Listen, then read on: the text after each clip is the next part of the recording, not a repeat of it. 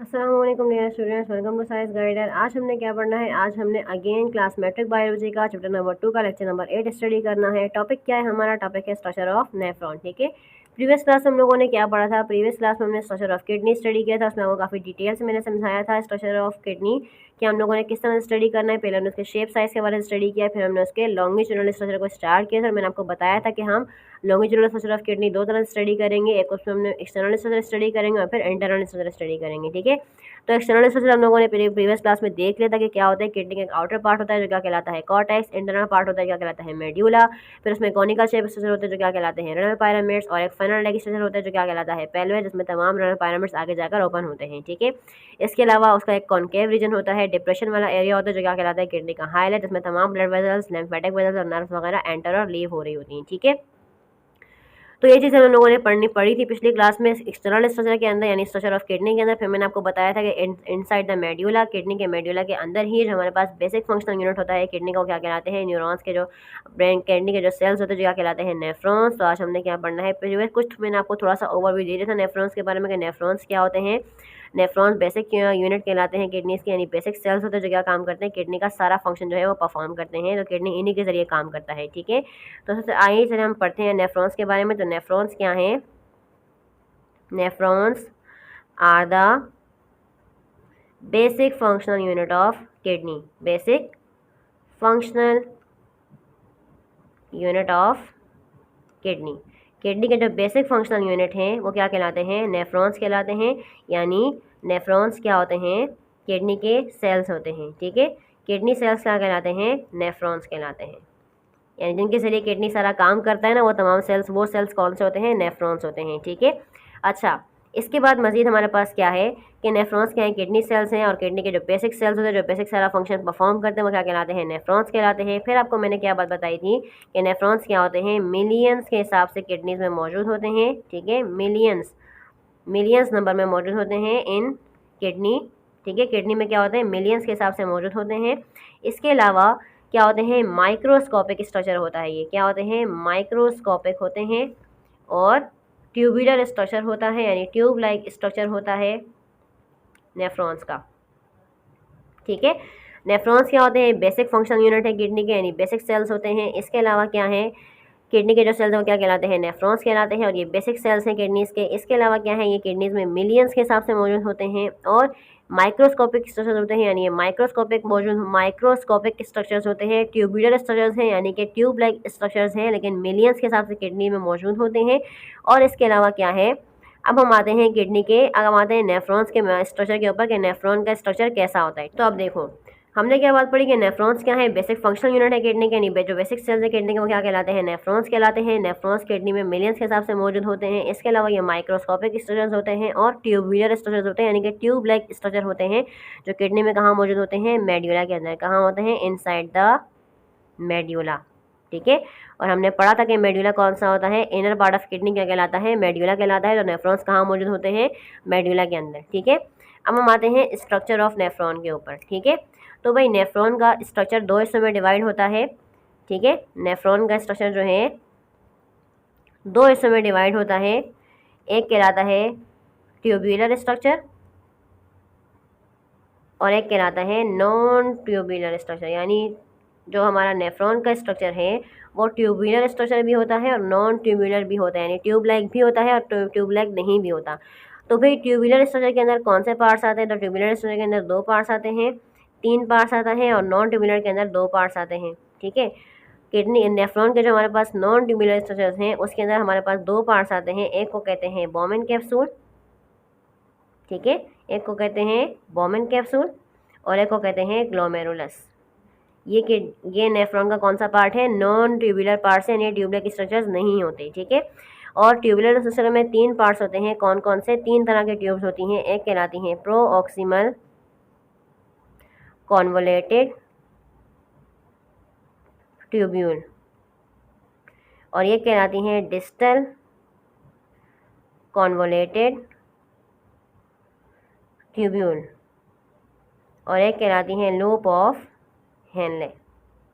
ठीक है, नेफ्रॉन का स्ट्रक्चर दो हिस्सों में डिवाइड होता है, एक ट्यूबुलर स्ट्रक्चर और एक नॉन ट्यूबुलर स्ट्रक्चर।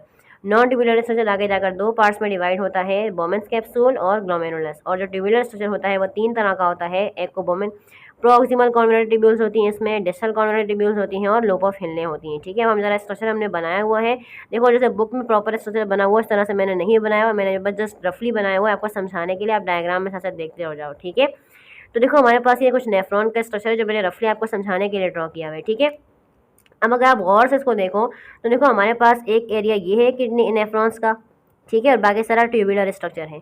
ये वाला स्ट्रक्चर है एक, और एक ट्यूबुलर स्ट्रक्चर है। तो नेफ्रॉन के दो पार्ट्स हैं, ट्यूबुलर और नॉन ट्यूबुलर स्ट्रक्चर। तो जो नॉन ट्यूबुलर स्ट्रक्चर है वो हमारा ये वाला है, और ये बाकी सारा क्या है, ट्यूबुलर स्ट्रक्चर है। ठीक है, अब अगर हम इस बात पे देखें तो हमारे पास ये है, क्या है, ये आपको नज़र आ रहा है। बोमेन्स क्या होता है, बोमेन कैप्सूल क्या है, कप लाइक स्ट्रक्चर है। क्या है, कप लाइक स्ट्रक्चर। ठीक है, तो ये जो आपको नज़र आ रहा है कप लाइक स्ट्रक्चर, ये क्या कहलाता है, बोमेन्स कैप्सूल। क्या कहलाता है, बोमेन्स कैप्सूल। इसको कहते हैं बोमेन्स कैप्सूल। ये क्या है, कप लाइक स्ट्रक्चर होता है। अब अगर आप गौर से देखो तो इस कप लाइक स्ट्रक्चर के अंदर आपको कुछ गुच्छा नज़र आ रहा है, कोई नेटवर्क नज़र आ रहा है, किसका, कैपिलरीज का। ठीक है, तो ये क्या कहलाता है, ग्लोमेरुलस। क्या कहलाता है, ग्लोमेरुलस। और ग्लोमेरुलस क्या होता है, बंच ऑफ कैपिलरीज। ठीक है, या नेटवर्क ऑफ कैपिलरीज, यानी कैपिलरीज का गुच्छा क्या है, ग्लोमेरुलस के। हमारे पास जो नॉन ट्यूबुलर पार्ट है नेफ्रॉन का वो क्या कहलाता है, उसमें दो पार्ट्स आते हैं, एक कप लाइक स्ट्रक्चर जो क्या कहलाता है, बोमेन कैप्सूल, और कप लाइक स्ट्रक्चर के अंदर क्या है, inside Bowman capsule. Bowman capsule के अंदर क्या मौजूद होता है, नेटवर्क ऑफ कैपिलरीज।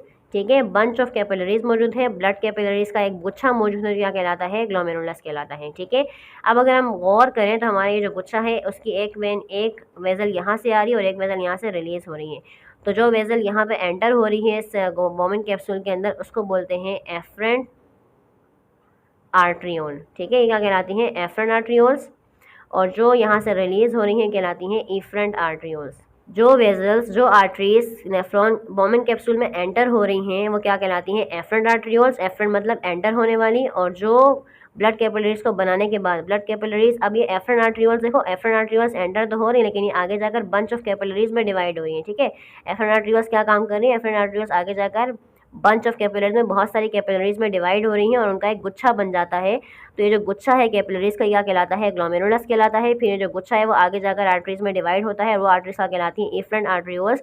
यानी एफरेंट आर्ट्रियोल्स आगे जाकर बंच ऑफ कैपिलरीज बनाती हैं जो क्या कहलाती है, ग्लोमेरुलस। और ग्लोमेरुलस आगे जो है, और फिर वो जो बंच ऑफ कैपिलरीज है वो आगे जाकर एक फर्दर आर्ट्रियोल्स में डिवाइड हो जाता है, वो आर्ट्रियोल्स क्या कहलाती हैं, मतलब वो जो ब्रांच ऑफ कैपिलरीज हैं जो ग्लोमेरुलस है वो आगे फर्दर आर्टरीज में, उससे फर्दर आर्टरीज जो रिलीज जो सिस्टम को लीव कर रही हैं वो क्या कहलाती हैं, एफरेंट आर्ट्रियोल। एफरेंट आर्ट्रियोल से मुराद वही है जो निकलने वाली हैं। ठीक है, एफरेंट का मतलब है जो एंटर होने वाली है और एफरेंट का मतलब है जो निकलने वाली हैं।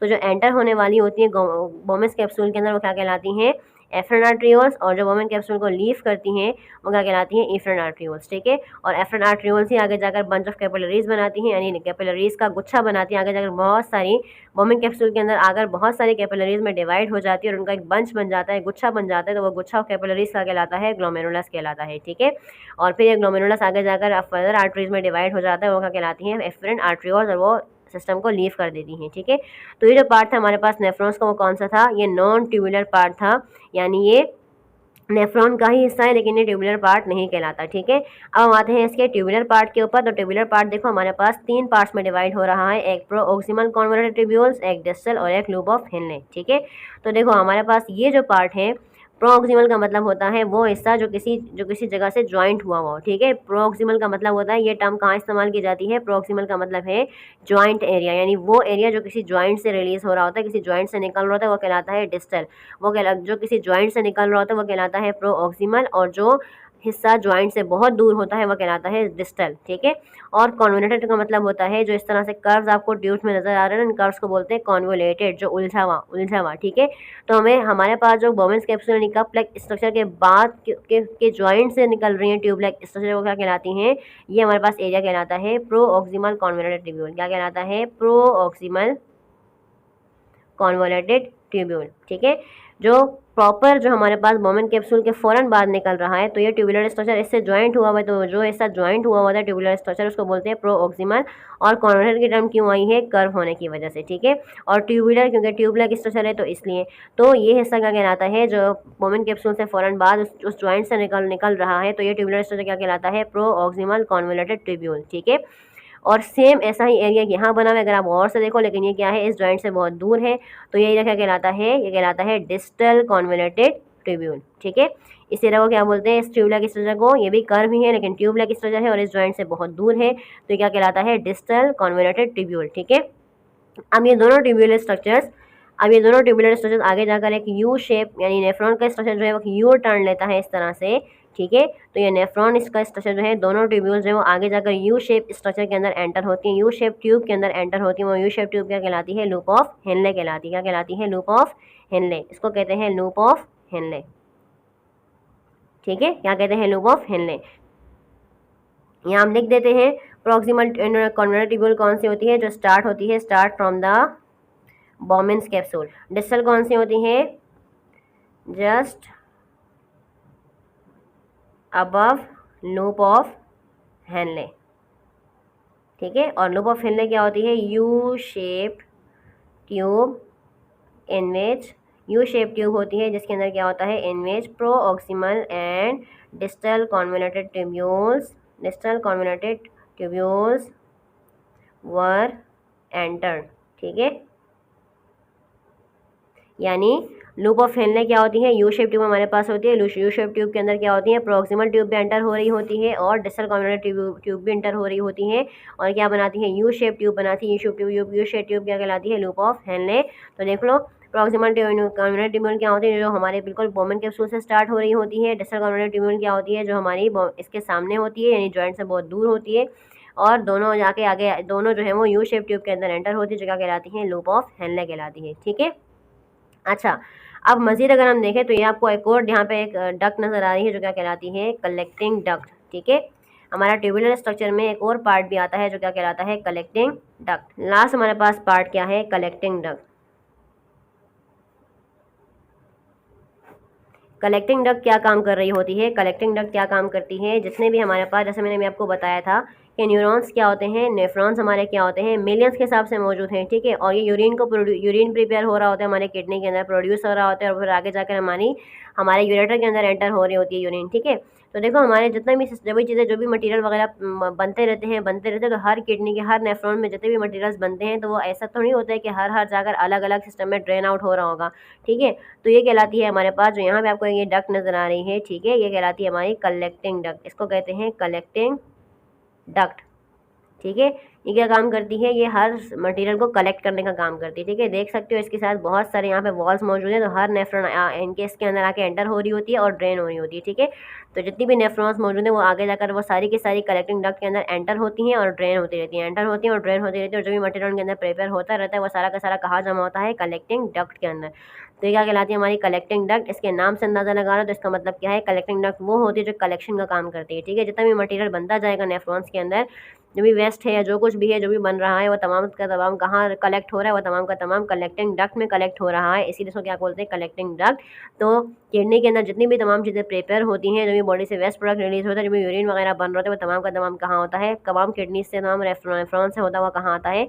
कलेक्टिंग डक्ट के अंदर। कलेक्टिंग डक्ट क्या काम करती है? कलेक्शन का काम करती है, और वो तमाम मटेरियल्स को कलेक्ट करती है, और इसके जितने वॉल्स मौजूद हैं हर एक में आकर नेफ्रॉन्स एंटर हो रही होती है और अपना आकर और सिस्टम को, अपने मटेरियल्स को ड्रेन कर रही होती हैं, ठीक है। तो कलेक्टिंग डक्ट क्या होती है? क्या काम करती है कलेक्टिंग डक्ट? कलेक्शन का काम करती है, कलेक्शन ऑफ मटेरियल्स को कलेक्शन का काम करती है।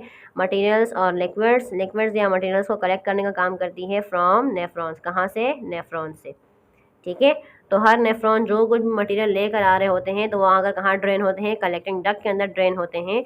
और कलेक्टिंग डक्ट क्या काम करती है? कलेक्शन का काम करती है। तो हर नेफ्रॉन के अंदर बनने वाला मटेरियल कहाँ जाता है? कलेक्टिंग डक्ट के अंदर, और वो क्या काम करती है? कलेक्शन का काम करती है, ठीक है। तो ये जो था हमारे पास स्ट्रक्चर ऑफ नेफ्रॉन।